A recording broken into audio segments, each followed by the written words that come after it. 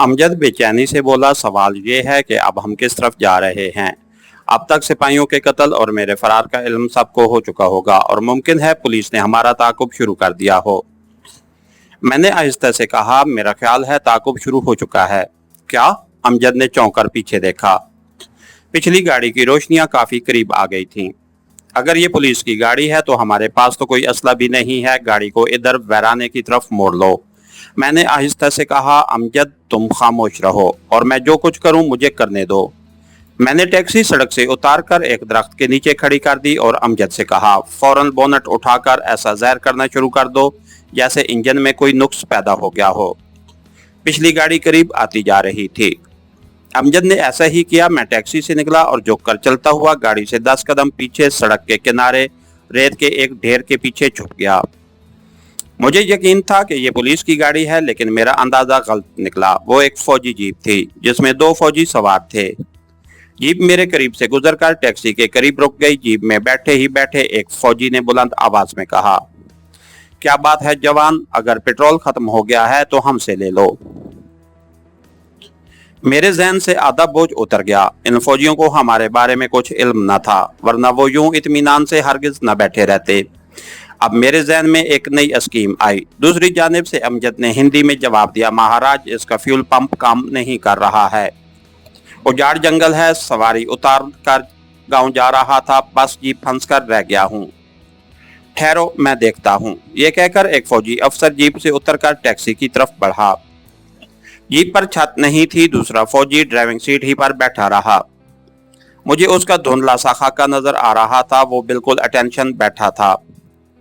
उसे मालूम हुआ कि उसका साथी कोई अफसर है। इतने में अमजद की आवाज सुनाई दी, महाराज गाड़ी के इंजन में अब दम नहीं रहा, आप ग्लेशियर में पड़े, मैं खुद ही मुरम्मत कर दूंगा। मैं अपनी स्कीम को अमली जामा पहनाने के लिए तैयार हो गया। मुझे उनमें से एक फौजी की वर्दी, पिस्तौल और जीप की जरूरत थी, क्योंकि टैक्सी हमारे जुर्म का सबसे बड़ा सबूत थी और हम किसी भी वक्त पकड़े जा सकते थे। मैं टीले के अकब से निकलकर जीप की तरफ रेंगने लगा। खतरा सिर्फ यह था कि कहीं पीछे से कोई गाड़ी ना आ जाए, लेकिन सड़क बिल्कुल तारीक थी। जीप से चंद फुट दूर मैंने अपना खंजर निकाल लिया और उठ खड़ा हुआ। फौजी जीप में इस तरह अकड़ा बैठा था और उससे चंद कदम दूर उसका अफसर टैक्सी के इंजन पर झुका उसे चेक कर रहा था। मैं एक ही जिस्त में फौजी के सर पर पहुंच गया। उसके हल्क से हल्की सी आवाज भी ना निकल सकी, क्योंकि उसकी गर्दन मेरे बाएं बाजू के शिकंजे में थी। मैंने कसदन खंजर इस्तेमाल नहीं किया था। इस तरह उसकी वर्दी खून में लथड़ जाती। मेरे बाजू का एक ही झटका उसकी गर्दन का मनका तोड़ने के लिए काफी था। फिर मैंने उसे इस तरह आगे की तरफ झुका दिया जैसे वो स्टीयरिंग पर सर रखे सो रहा हो। मैं जीप के अकब से रेंगता हुआ टैक्सी के बाएं पहलू की तरफ आ गया। उसी वक्त फौजी अफसर रुमाल से हाथ साफ करता हुआ अपनी जीप की तरफ बढ़ा और बोला, ओ तुम फिर सो गए परशुराम। जीप के पास जाकर उसने अपने ड्राइवर को झंझोड़ा तो वो सीट पर लड़क गया। अफसर ने फौरन पिस्तौल निकाल लिया। वो हमारी तरफ घूमा ही था कि मेरे हाथ से खंजर जन की आवाज से निकला और उस अफसर की गर्दन में पेवस्त हो गया। उसने गोली चला दी। रात की धुंधली रोशनी में मैंने देखा उसके एक हाथ गर्दन पर था और वो खंजर निकालने की कोशिश में चक्कर खा रहा था। उसने चकराते और लड़खड़ाते हुए एक और फायर कर दिया। हम दोनों टैक्सी के पीछे छुपे ये खूनी मंजर देख रहे थे। उसने अपनी गर्दन से खंजर निकाल दिया और लड़खड़ाता हुआ टैक्सी की तरफ बढ़ा। मैंने अमजद से कहा, दरख्त के पीछे हो जाओ। वो भागकर दरख्तों के अकब में चला गया। फौजी अफसर ने एक फायर और किया, लेकिन अब पिस्तौल पर उसकी गिरफ्त ढीली पड़ गई थी। वो टैक्सी के करीब आकर गिर पड़ा। मैं अपनी जगह दुबका रहा, क्योंकि पिस्तौल अभी तक उसके हाथ में था और वो मरा भी नहीं था। थोड़ी देर बाद मैं अमजद को अपने पीछे आने का इशारा करके जीप की तरफ बढ़ा। फौजी ड्राइवर की लाश को एक तरफ धकेलकर मैंने स्टीयरिंग संभाल लिया। फिर जीप स्टार्ट करके टैक्सी की तरफ ले गया और जीप फौजी अफसर के ऊपर से गुजार दी। किसी किस्म की कोई चीख नहीं सुनाई दी और ना ही गोली चली। थोड़ी दूर जाकर मैंने जीप रोक दी और मैं और अमजद जीप से उतरकर सड़क के किनारे जमीन पर लेट गए। हमारी आंखें अंधेरे में सड़क पर पड़े मुर्दा आमेज पर जमी हुई थीं। शदीद जख्मी हालत में पड़े हुए इंडियन फौजी का जिस्म बेहिस्सो हरकत था। सड़क पर जूं की चाल से रेंगता मैं उसके करीब पहुंचा ही था कि मुझे दूर सड़क पर उदयपुर से आती किसी गाड़ी की रोशनी नजर आई। ये एक और खतरे का निशान था। मैंने झपटा मारकर पिस्तौल पर कब्जा किया। फौजी खत्म हो चुका था। मेरा खंजर कुछ फासले पर सड़क पर गिरा हुआ था। मैंने उसे उठाकर लाश की वर्दी से पूंछा और अमजद को आवाज दी। कोई गाड़ी आ रही है, अभी रोशनी नजर आ रही है और उसके आने से पहले पहले उसे ठिकाने लगाना है। हमने पहला काम यह किया कि सड़क पर से खून में लथपथ भारतीय फौजी अफसर की लाश घसीटकर दरख्तों के पीछे रेत पर डाल दी। उसके बाद जीप को स्टार्ट करके दरख्तों के पीछे ले गए। फिर कच्चे रास्ते पर से रेत उठाकर उस जगह डाली जहां सड़क पर इंडियन फौजी का खून जमा हुआ था। उदयपुर से आने वाली गाड़ी की रोशनी आहिस्ता आहिस्ता करीब आती जा रही थी। ये कोई वैगन, ट्रक या पुलिस गाड़ी भी हो सकती है। हमने टैक्सी को भी दरख्तों के पीछे खड़ा कर दिया। मैंने पिस्तौल का चैम्बर खोलकर अंधेरे में गौर से देखा। उसमें अभी 4 गोलियां मौजूद थीं। हम भागकर फौजी जीप के पास आ गए। दूसरे फौजी की लाश घसीटकर नीचे झाड़ियों में डाली तो देखा कि उसकी बेल्ट के साथ भी पिस्तौल लगा था। मैंने वो पिस्तौल निकालकर अमजद को थमा दिया। दरख्तों के पीछे मोर्चा लगाकर बैठ जाओ, अगर ये पुलिस की गाड़ी हुई तो 2-4 को मारकर मरेंगे। एक दरख्त के पीछे अमजद और दूसरे दरख्त के पीछे मैं मोर्चा लगाकर बैठ गया। गाड़ी की रोशनियां साफ नजर आने लगी थीं। ये रोशनियां हमारे लिए मौत का पैगंबर भी हो सकती थीं। अगर उसमें पुलिस हुई तो हम ज्यादा देर तक उनका मुकाबला नहीं कर सकते थे और छुपने की भी कोई जगह नहीं थी। इन दरख्तों के पीछे रात की गंभीर तारीख में दूर तक फैला हुआ मैदान था। यहाँ हम असला खत्म होने के बाद मुसल्लह पुलिस की राइफलों से कहां तक अपनी जान बचा सकते थे। बहरहाल मैंने अपनी मौत को कबूल कर दिया था और यही सोच रखा था कि एक भी गोली बेकार नहीं जाने दूंगा। 3 गोलियों से 3 राजस्थानी पुलिस वालों को जरूर ठंडा कर दूंगा।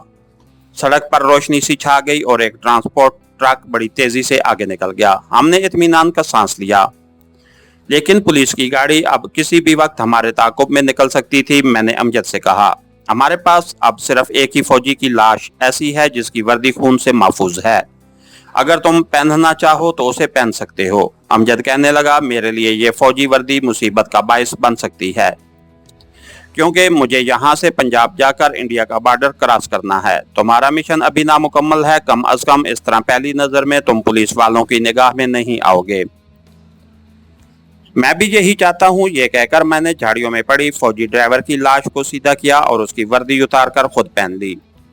सितारों की फीकी रोशनी में मैंने देखा कि उस फौजी का रैंक सूबेदार मेजर का था और यह 7वीं राजस्थान बटालियन का फौजी था। उसका नाम अंसी राम था। उसकी पे बुक और दूसरे कागजात मैंने वहीं फाड़कर फेंक दिए, क्योंकि उन पर उसकी तस्वीर थी। उसकी बेल्ट पिस्तौल के साथ अपनी कमर में लगा ली। उसके बाद दूसरे फौजी अफसर की लाश की तलाशी ली। उसकी जेब में कुछ रकम और पे बुक थी। हमने उन्हें वैसे ही रहने दिया। जीप में आकर डैशबोर्ड खोलकर देखा, उसमें इधर उधर की बेकार चीजें पड़ी थीं। एक पिस्तौल अमजद ने अपने पास रख लिया। हम जीप में सवार हो गए। मैं स्टीयरिंग पर बैठा था और जीप स्टार्ट करते ही उसे तूफानी रफ्तारी से दौड़ा दिया। राजस्थान का सहराई इलाका पीछे रह गया और सोरा शटर का जंगली इलाका शुरू हो गया। सड़क ज्यादा कुशादा नहीं थी, मगर दूर तक खाली पड़ी थी। हम आपस में कोई बातचीत नहीं कर रहे थे। ये तय हो चुका था कि मेरा साथी जासूस अहमदाबाद से पंजाब की तरफ निकल जाएगा और मैं अपने एक नए मगर खतरनाक मिशन पर रवाना हो जाऊंगा। ये खतरनाक और अहम तरीन कौमी मिशन पाकिस्तान के बुजुर्ग और अनमोल सियासतदान डॉक्टर आफरीदी और उसकी नौजवान बेटी नौरीन को दुश्मन की कैद से रिहा करवाकर बम्बई शहर में अपने एजेंट हकीम सुलेमान शाह के घर पहुंचाना था। सूरज तलू हो गया। अहमदाबाद करीब आ रहा था। इधर उधर से अब कुछ गाड़ियों की आमद का सिलसिला शुरू हो गया था। हमें सामने से आता एक मिलिट्री ट्रक और एक फौजी जीप भी मिली। मैंने उनके ड्राइवरों को हल्का सा सलाम भी किया। रास्ते में किसी जगह हमें ना रोका गया, ना ही कहीं चेकिंग हुई। जब दिन काफी निकल आया तो गुजरात काठियावाड़ के जंगल खत्म होकर खेत शुरू हो गए थे। शहर के मरकजी इलाके की तरफ जाने की बजाय जीप में एक पुल पर से गुजारता हुआ अहमदाबाद रेलवे स्टेशन की दूसरी तरफ ले आया। मैंने जीप एक जगह सड़क के किनारे दरख्तों के पीछे खड़ी कर दी। सड़क की दूसरी तरफ चाय की छोटी सी दुकान थी। कुछ लोग बाहर बैठे नाश्ता वगैरह कर रहे थे। जीप को लॉक करके हम उस दुकान में आकर बैठ गए। मेरे पास मछली का पैकेट मौजूद था। हमने डबल रोटी के साथ ये मछली खाई और चाय मंगवा ली। चाय वाला मेरे फौजी होने की वजह से बहुत खिदमत कर रहा था। लड़का बार बार आकर हमसे पूछता, साहब और क्या लाऊं? मेरे पास 600-700 रुपए के करीब भारतीय करेंसी थी। मैंने 400 रुपए अमजद को दे दिए, बाकी अपने पास रख लिए। अमजद को पंजाब से इंडिया का बॉर्डर क्रॉस करना था और पंजाब तक ये तवील सफर था। मैंने उसे ताकीद की कि सबसे पहले शहर की किसी मार्केट में जाकर अपने लिए कुर्ता पजामा और गुजराती तर्ज का कोट और चप्पल खरीद कर पहने। अमजद अगरचे बाज मामलों में मेरे नजदीक अनाड़ी जासूस था, लेकिन उसके बावजूद उसकी होशियारी और महारत से मैं इनकार नहीं करूंगा। यहाँ से हमारे रास्ते अलग होते हैं। तुम्हें अहमदाबाद के रेलवे स्टेशन से पंजाब की तरफ सफर शुरू करना है। सफर 3rd क्लास में करना, बाकी तुम खुद समझदार हो और तमाम जरूरी अमूर से वाकिफ भी। मैं यहाँ से अपने मिशन पर रवाना हो जाऊंगा। चीफ से कहना कि मैं डॉक्टर अफरीदी और उसकी बेटी को हर हालत में बरामद करके बंबई पहुंचा दूंगा, खा उसके लिए मुझे अपनी जान की कुर्बानी ही क्यों ना पेश करनी पड़े। एक और बात चौधरी साहब से कह देना कि अगर मुझे कोई ऐसी ही मुसीबत पड़ गई तो मैं दिल्ली में अपने सफारत खाने से राब्ता पैदा करने की जरूर कोशिश करूंगा, इसलिए वो अपने सफारत खाने वालों को मेरे बारे में पेशगी इतला कर दें। अमजद ने चाय का आखिरी घूंट चढ़ाकर प्याली मेज पर रखी और बोला, मैं तुम्हारा ये पैगाम चीफ तक पहुंचा दूंगा। मेरा ख्याल है ये पिस्तौल मैं अपने पास ही रखूं, इसमें 5 गोलियां हैं, क्या ख्याल है? मैंने उसकी तरफ देखा और पूछा, तुम्हारा क्या ख्याल है? मेरा मतलब है एक पाकिस्तानी एजेंट होने के नाते तुम्हें ये पिस्तौल अपने पास रखना चाहिए या नहीं? अमजद ने फौरन जवाब दिया, नहीं। तो फिर उसे मौका देखकर कहीं फेंक देना। अच्छा, अब हमें यहाँ से चलना चाहिए। वो जीप में आकर मेरे साथ बैठ गया। मैंने जीप स्टार्ट की और चलाता रेलवे स्टेशन के पहलू में आ गया। अब यहाँ से हमारी राहें जुदा होती हैं। अमजद ने बड़ी गर्मजोशी से मेरा हाथ थाम लिया और कहा, दोस्त खुदा तुम्हारी हिफाजत करे। मैंने मुस्कुराकर कहा, आमीन। इसके साथ ही हमारी आज के एपिसोड का इख्तिताम हुआ। कहानीगर चैनल को लाइक कीजिए, सब्सक्राइब कीजिए और बेल आइकन को प्रेस कर दीजिए ताकि हर आने वाली नई वीडियो आप तक बर वक्त पहुंच सके। शुक्रिया।